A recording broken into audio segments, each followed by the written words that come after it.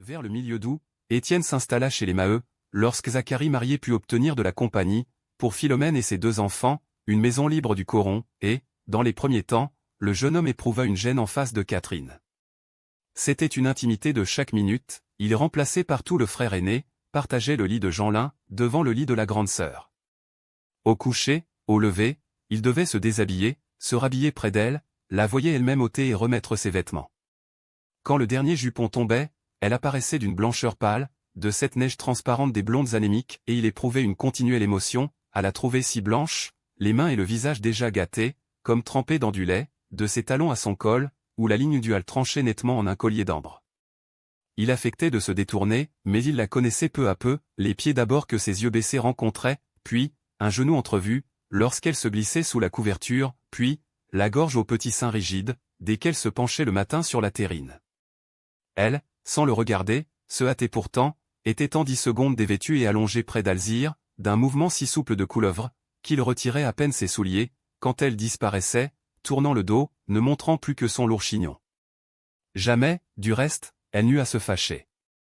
Si une sorte d'obsession le faisait, malgré lui, guetter de l'œil l'instant où elle se couchait, il évitait les plaisanteries, les jeux de main dangereux.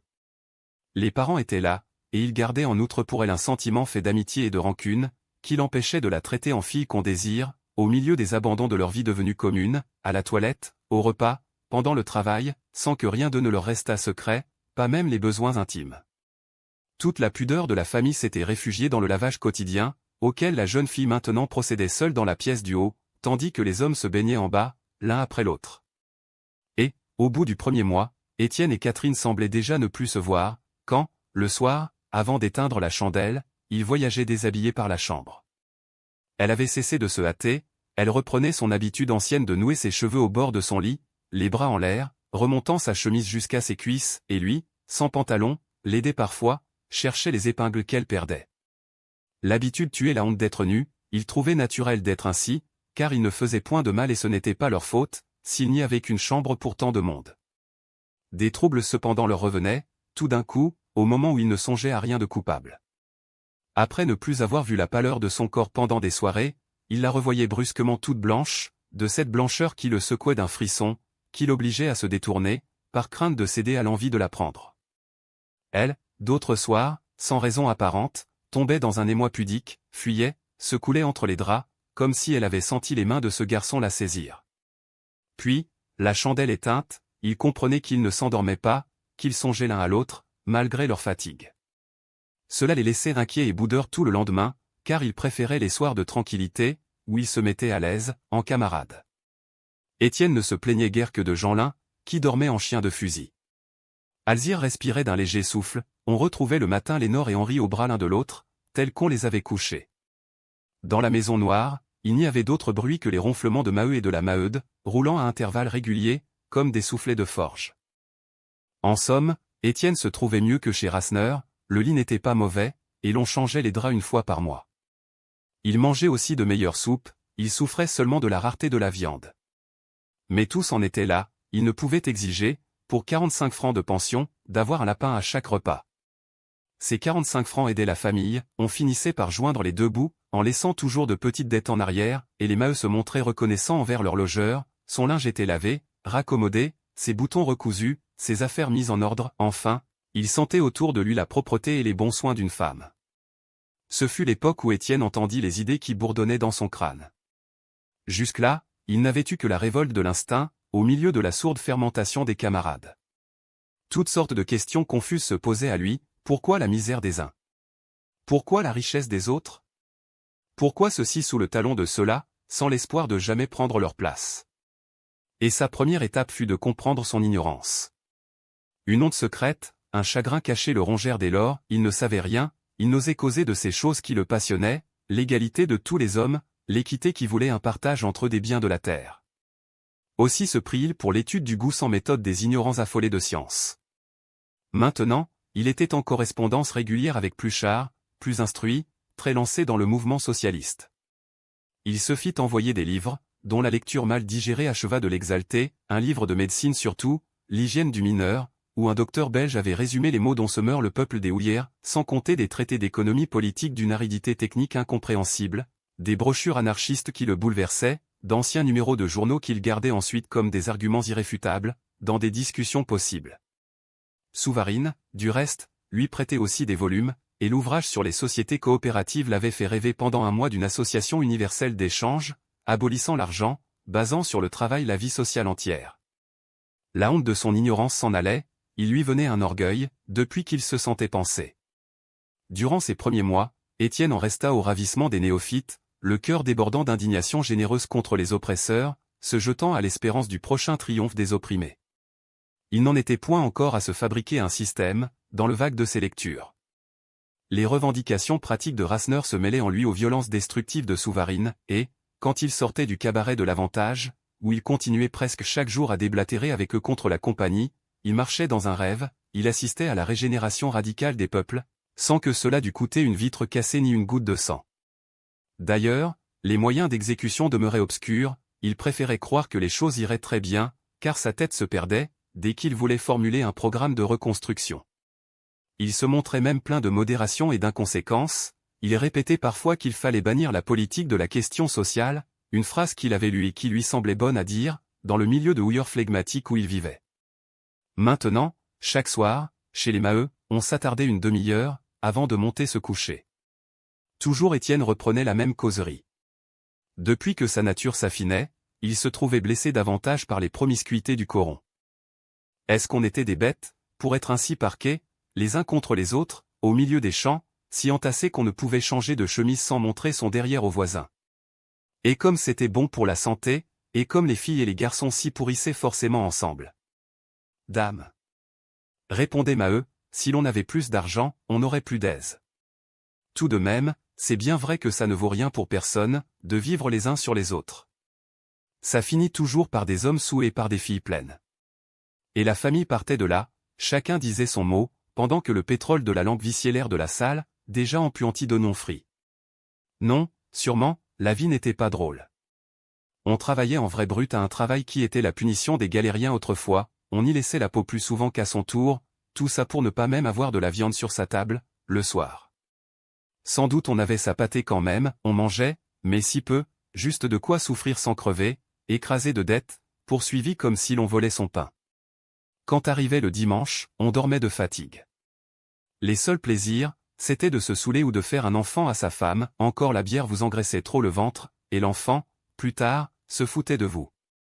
Non, non, ça n'avait rien de drôle. Alors, la Maheude s'en mêlait.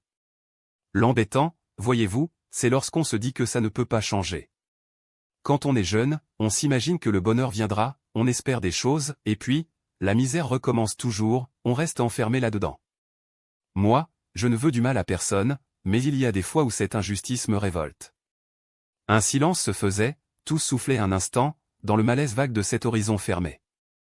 Seul, le père Bonnemort, s'il était là, ouvrait des yeux surpris, car de son temps on ne se tracassait pas de la sorte, on essaie dans le charbon, on tapait à la veine, sans en demander davantage, tandis que, maintenant, il passait un air qui donnait de l'ambition aux charbonniers. Faut cracher sur rien, murmurait-il.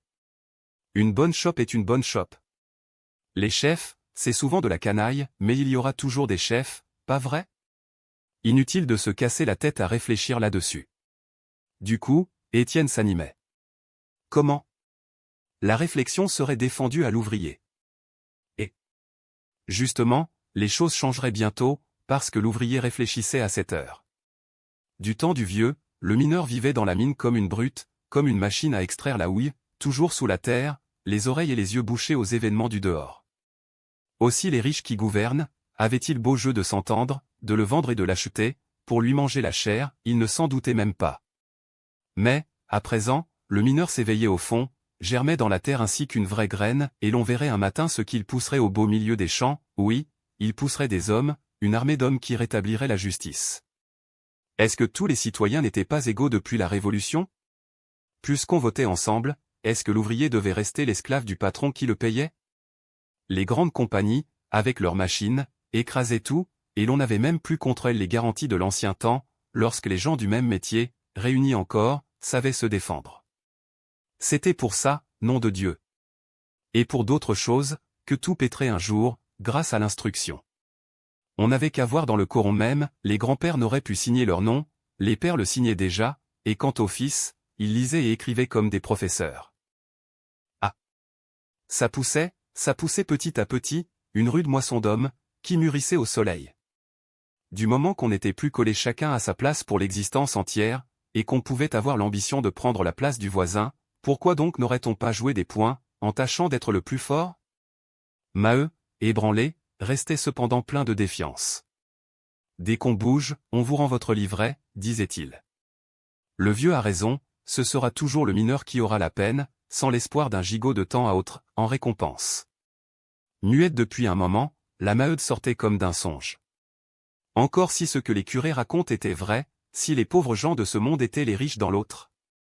Un éclat de rire l'interrompait, les enfants eux-mêmes haussaient les épaules, tous devenus incrédules au vent du dehors, gardant la peur secrète des revenants de la fosse, mais s'égayant du ciel vide. Ah! Ouiche, les curés! S'écriait Maheu. S'ils croyaient ça, ils mangeraient moins et ils travailleraient davantage, pour se réserver là-haut une bonne place. Non, quand on est mort, on est mort. La Maheude poussait de grands soupirs. Ah! Mon Dieu! Ah! Mon Dieu! Puis, les mains tombées sur les genoux, d'un air d'accablement immense, alors, c'est bien vrai, nous sommes foutus, nous autres. Tous se regardaient. Le père Bonnemort crachait dans son mouchoir, tandis que Maheu, sa pipe éteinte, l'oubliait à sa bouche. Alzire écoutait, entre Lénore et Henri, endormis au bord de la table. Mais Catherine surtout, le menton dans la main, ne quittait pas Étienne de ses grands yeux clairs, lorsqu'il se récriait, disant sa foi, ouvrant l'avenir enchanté de son rêve social.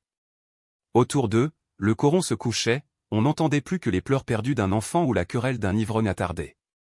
Dans la salle, le coucou battait lentement, une fraîcheur d'humidité montait des dalles sablées, malgré l'étouffement de l'air. En voilà encore des idées, disait le jeune homme. Est-ce que vous avez besoin d'un bon Dieu et de son paradis pour être heureux? Est-ce que vous ne pouvez pas vous faire à vous-même le bonheur sur la terre? D'une voix ardente, il parlait sans fin. C'était, brusquement, l'horizon fermé qui éclatait, une trouée de lumière s'ouvrait dans la vie sombre de ces pauvres gens. L'éternel recommencement de la misère, le travail de brute, ce destin de bétail qui donne sa laine et qu'on égorge, tout le malheur disparaissait, comme balayé par un grand coup de soleil, et, sous un éblouissement de féerie, la justice descendait du ciel. Puisque le bon Dieu était mort, la justice allait assurer le bonheur des hommes, en faisant régner l'égalité et la fraternité. Une société nouvelle poussait en un jour, ainsi que dans les songes, une ville immense, d'une splendeur de mirage, où chaque citoyen vivait de sa tâche et prenait sa part des joies communes. Le vieux monde pourri était tombé en poudre, une humanité jeune, purgée de ses crimes, ne formait plus qu'un seul peuple de travailleurs, qui avait pour devise, à chacun suivant son mérite, et à chaque mérite suivant ses œuvres. Et, continuellement, ce rêve s'élargissait, s'embellissait, d'autant plus séducteur, qu'il montait plus haut dans l'impossible. D'abord, la Maheude refusait d'entendre, prise d'une sourde épouvante. Non, non, c'était trop beau, on ne devait pas s'embarquer dans ces idées, car elles rendaient la vie abominable ensuite, et l'on aurait tout massacré alors, pour être heureux. Quand elle voyait luire les yeux de Maheu, troublé, conquis, elle s'inquiétait, elle criait, en interrompant Étienne, « N'écoute pas, mon homme. Tu vois bien qu'il nous fait des comptes. Est-ce que les bourgeois consentiront jamais à travailler comme nous ?» Mais, peu à peu, le charme agissait aussi sur elle. Elle finissait par sourire, l'imagination éveillée, entrant dans ce monde merveilleux de l'espoir. Il était si doux d'oublier pendant une heure la réalité triste. Lorsqu'on vit comme des bêtes, le nez à terre, il faut bien un coin de mensonge, où l'on s'amuse à se régaler des choses qu'on ne possédera jamais. Et ce qui la passionnait, ce qui la mettait d'accord avec le jeune homme, c'était l'idée de la justice. « Ça, vous avez raison. » criait-elle. « Moi, quand une affaire est juste, je me ferai hacher. » Et, vrai. Ce serait juste, de jouir à notre tour. Maheu, alors, osait s'enflammer. Tonnerre de Dieu! Je ne suis pas riche, mais je donnerais bien 100 sous pour ne pas mourir avant d'avoir vu tout ça. Quel chambardement! Sera-ce bientôt, et comment s'y prendra-t-on? Étienne recommençait à parler. La vieille société craquait, ça ne pouvait durer au-delà de quelques mois, affirmait-il carrément. Sur les moyens d'exécution, il se montrait plus vague, mêlant ses lectures, ne craignant pas, devant des ignorants, de se lancer dans des explications où il se perdait lui-même. Tous les systèmes y passaient, adoucis d'une certitude de triomphe facile, d'un baiser universel qui terminerait le malentendu des classes, sans tenir compte pourtant des mauvaises têtes, parmi les patrons et les bourgeois, qu'on serait peut-être forcé de mettre à la raison. Et les Maheu avaient l'air de comprendre, approuvaient, acceptaient les solutions miraculeuses, avec la foi aveugle des nouveaux croyants, pareil à ces chrétiens des premiers temps de l'Église, qui attendaient la venue d'une société parfaite, sur le fumier du monde antique. La petite Alzire accrochait des mots, s'imaginait le bonheur sous l'image d'une maison très chaude, où les enfants jouaient et mangeaient tant qu'ils voulaient. Catherine, sans bouger, le menton toujours dans la main, restait les yeux fixés sur Étienne, et quand il se taisait, elle avait un léger frisson, toute pâle, comme prise de froid. Mais la Maheude regardait le coucou. 9 heures passées, est-il permis? Jamais on ne se lèvera demain. Et les Maheu quittaient la table, le cœur mal à l'aise, désespérés. Il leur semblait qu'ils venaient d'être riches, et qu'ils retombaient d'un coup dans leur crotte. Le père Bonnemort, qui partait pour la fosse, grognait que ces histoires-là ne rendaient pas la soupe meilleure, tandis que les autres montaient à la file, en s'apercevant de l'humidité des murs et de l'étouffement empesté de l'air. En haut, dans le sommeil lourd du coron, Étienne, lorsque Catherine s'était mise au lit la dernière et avait soufflé la chandelle, l'entendait se retourner fiévreusement, avant de s'endormir. Souvent, à ces causeries, des voisins se pressaient, Levaque qui s'exaltait aux idées de partage, Pierron que la prudence faisait aller se coucher, dès qu'on s'attaquait à la compagnie. De loin en loin, Zacharie entrait un instant, mais la politique l'assommait, il préférait descendre à l'avantage, pour boire une chope. Quant à Chaval, il renchérissait, voulait du sang. Presque tous les soirs, il passait 1 heure chez les Maheu, et, dans cette assiduité, il y avait une jalousie inavouée, la peur qu'on ne lui volât Catherine. Cette fille, dont il se lassait déjà, lui était devenue chère, depuis qu'un homme couchait près d'elle et pouvait la prendre, la nuit. L'influence d'Étienne s'élargissait, il révolutionnait peu à peu le coron. C'était une propagande sourde, d'autant plus sûre, qu'il grandissait dans l'estime de tous. La Maheude, malgré sa défiance de ménagère prudente, le traitait avec considération, en jeune homme qui la payait exactement, qui ne buvait ni ne jouait, le nez toujours dans un livre, et elle lui faisait, chez les voisines, une réputation de garçon instruit, dont celle-ci abusait, en le priant d'écrire leurs lettres. Il était une sorte d'homme d'affaires, chargé des correspondances, consulté par les ménages sur les cas délicats. Aussi, dès le mois de septembre, avait-il créé enfin sa fameuse caisse de prévoyance, très précaire encore, ne comptant que les habitants du coron, mais il espérait bien obtenir l'adhésion des charbonniers de toutes les fosses, surtout si la compagnie, restée passive, ne le gênait pas davantage. On venait de le nommer secrétaire de l'association, et il touchait même de petits appointements, pour ses écritures. Cela le rendait presque riche. Si un mineur marié n'arrive pas à joindre les deux bouts, un garçon sobre, n'ayant aucune charge, peut réaliser des économies. Dès lors, il s'opéra chez Étienne une transformation lente. Des instincts de coquetterie et de bien-être, endormis dans sa pauvreté, se révélèrent, lui firent acheter des vêtements de drap. Il se paya une paire de bottes fines, et du coup il passa chef, tout le coron se groupa autour de lui. Ce furent des satisfactions d'amour-propre délicieuses, il se grisa de ses premières jouissances de la popularité, être à la tête des autres, commander, lui si jeune et qui la veille encore était un manœuvre, l'emplissait d'orgueil, agrandissait son rêve d'une révolution prochaine, où il jouerait un rôle. Son visage changea, il devint grave, il s'écouta parler, tandis que son ambition naissante enfiévrait ses théories et le poussait aux idées de bataille. Cependant, l'automne s'avançait, les froids d'octobre avaient rouillé les petits jardins du coron.